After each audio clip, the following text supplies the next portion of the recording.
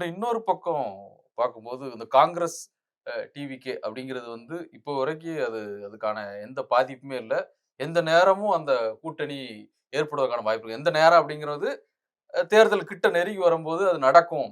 அப்படிங்கிறதுக்கான சில ஜமிக்கைகள் இப்பவே தெரியுது. காங்கிரஸ் தலைவர்கள் பேசுறத வச்சு கூட புரிஞ்சுக்க முடியுதுங்கிற ஒரு பார்வை இருக்குல்ல. இப்படிதான் விஜயகாந்த் காங்கிரஸ் கூட்டணி, இப்படிதான் கமல்ஹாசன் காங்கிரஸ் கூட்டணி, இப்படிதான் தினகரன் காங்கிரஸ் கூட்டணி, எல்லாமே இப்படிதான் வரும். இப்படிதான் ஷர்மிளா காங்கிரஸ் கூட்டணி எல்லாமே இப்படிதான் வரும். கடைசியா வேணா அதிகபட்சம் புதுச்சேரி சீஃப் மினிஸ்டர் ஆகிறீங்களா, எங்களுக்கு ஸ்டாலின் தர்றது எம்பி போஸ்ட், எம்எல்ஏ போஸ்ட், அந்த இதை விட்டுக்கிட்டு நாங்க வர முடியாது. இந்தியா கூட்டணியே இந்தியாவில் பனாலாகி போகும். இப்பவே நாங்க மோடி விழுந்துருவாரு, நாங்க உட்காரலான்னு நினைக்கிறோம். அதுல ஸ்டாலினுக்கு 22 தான் எங்களுக்கு முக்கியம். எல்லா வகையிலும் ஸ்டாலின் தான் எங்களுக்கு முக்கியம்.